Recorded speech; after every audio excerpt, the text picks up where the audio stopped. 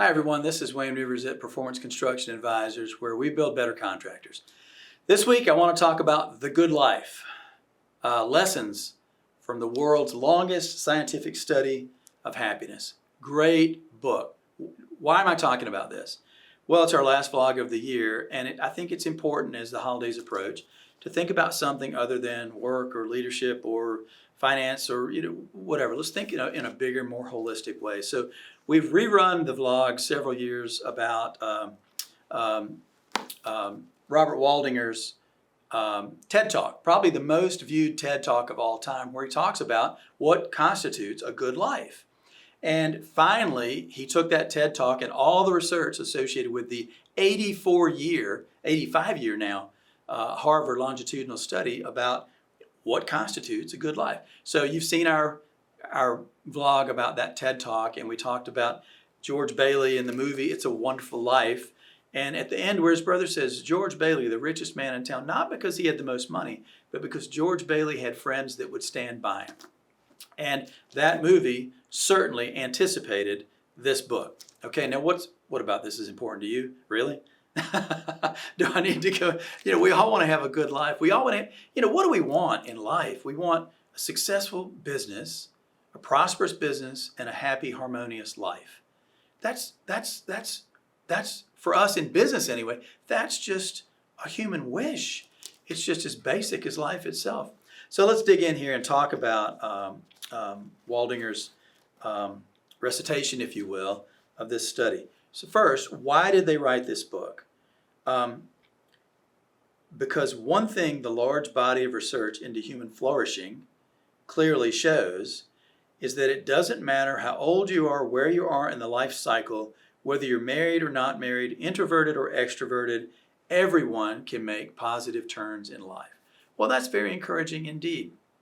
They talk about lots of things that are important to us: intimate relationships and marriage, the aging process, money. And interestingly, I'm going to talk about these things and what I see as the importance. Interestingly, they start writing about money first, the aging process next, and intimate relationships last. It's just interesting. The way I read it, I thought that should be in reverse order, but I'd like to know what you think in the comments. All right, intimate relationships and marriage. They talk about intimate relationships as being the best of times, the worst of times, because when they chart people's happiness, which they did over the course of this study, they began to graph it. And often the peaks in life had to do with relationships, but also some of the valleys had to do with relationships. So family and intimate relationships have a unique ability to spur us to highs, but also challenges and even damages in our hearts with lows. That's just a fact of life. He talks about the human happiness cycle, the human happiness. I got to get this right. The human happiness. Well, yeah, it's a life cycle, I think. So let me find my place here. It's kind of it looks like a smile. At an early age in life, we tend to be pretty happy, and then we have to finish college and get jobs and go into the real world, and we start to have relationships, and maybe we have children, and life gets more challenging, and now we've got a big mortgage, and oh my, and oh, we really wanted that house, but we lost out on it to some other higher bidder, and oh, life is just a series of ups and downs. But he says that life, they say that life, if you graph it, the happiness is almost a smile shape, which is ironic. But the graph is called Joseph Sitchin's marital satisfaction across time graph. Happiness correlates with it, but also marital happiness correlates with us. Plato had this wonderful saying, definition of love from Plato. Love is the name for our pursuit of wholeness, for our desire to be complete. Now, you thought it came from the movie Jerry Maguire. You complete me. No. No, it came from Plato originally. And we think about the beauty of that. Love is the name for our pursuit of wholeness. That's really amazing. Unfortunately, they say there's no universal formula for happy relationships. You can predict some of the things that make for unhappy relationships, strife, alcohol or drug abuse, infidelity, all those kinds of things. But there's no universal formula for forming happy relationships. Okay, aging. They say that a good life requires both growth and change. and life cycles can sort of be tracked, and it depends. It depends on the viewpoint. So he said the Greek philosophers identified either 3 or 7 stages of life. Shakespeare referred to the 7 ages of mankind. Islam talks about 7 stages of life. Buddhism, 10 stages of life. Hinduism, 4 stages of life. These authors have reduced it to 4 stages of life. Interestingly, they utterly ignore childhood. I don't know how you do that. But, maybe they're saying that childhood is just bliss. I don't know what they're saying. But anyway, first stage, adolescence, 12 to 19. You're beginning to form an identity, and you're individuating, separating from your family of origin, and you're becoming shaped now by the wider world. The second phase, it's a long phase, 20 to 40. When I was 40, I didn't think of myself as a young adult. But that's what they say, 20 to 40, young adulthood. Now you're really beginning to dig into serious relationships, career, etc., etc. You're setting the foundation for who you're going to be in a professional and family sense at the very least. Midlife. Midlife is 41 to 65. So many, if not most of the people watching this vlog are in midlife. And midlife, the question comes, is this all there is? Is this all there is to life? The answer is no. You're happy to hear that, I'm sure. But the answer is no. Life continues and continues to broaden and improve. And then finally, late life, 66 years old or later, and that's when you begin to figure out what really matters. So let me just read a quick page here. From the outside, late life is often viewed primarily as a period of physical and mental decline. I think societally that's probably accurate.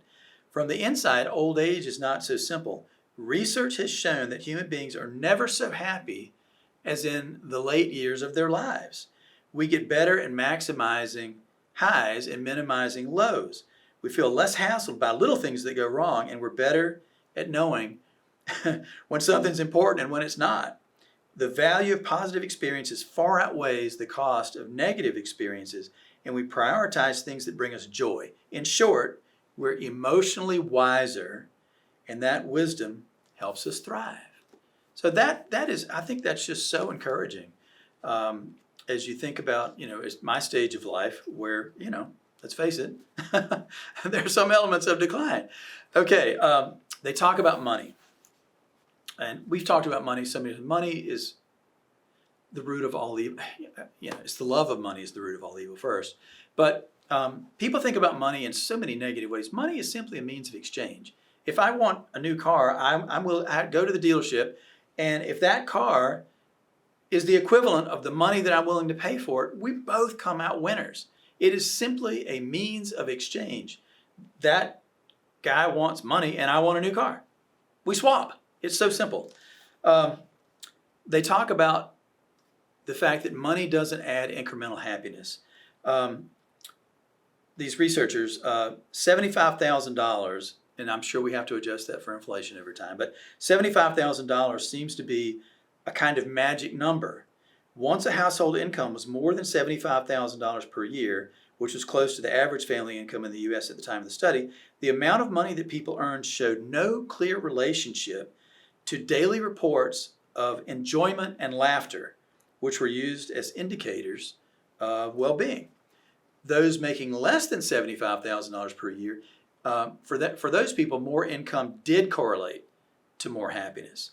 And they say that when money is scarce and basic needs cannot be met with certainty, life can be incredibly stressful. But once people hit that magic number of around $75,000, more incremental dollars don't materially contribute to the quality of their life. Okay, skipping around a bit here. Finally, in conclusion, this is a great book. I recommend it so highly. This study is so encouraging, and we're going to come down to what it's all about. If you're going to reduce this book to just a few sentences, what's it all about? A good life is not a destination. It's the path itself. As you walk, second by second, you can decide to whom and what you give your attention. Week by week, you can prioritize your relationships and choose to be with the people that matter. Profound stuff. And then finally, One crucial factor stands out for the consistency and power of its ties to physical health, mental health, and longevity. Contrary to what people think, it's not career achievement. It's not exercise or a healthy diet. Don't get us wrong, these things matter a lot. But one thing continuously demonstrates its broad and enduring importance. Good relationships. Great book. That's what it's all about. Happy holidays. Wayne Rivers at Performance Construction Advisors.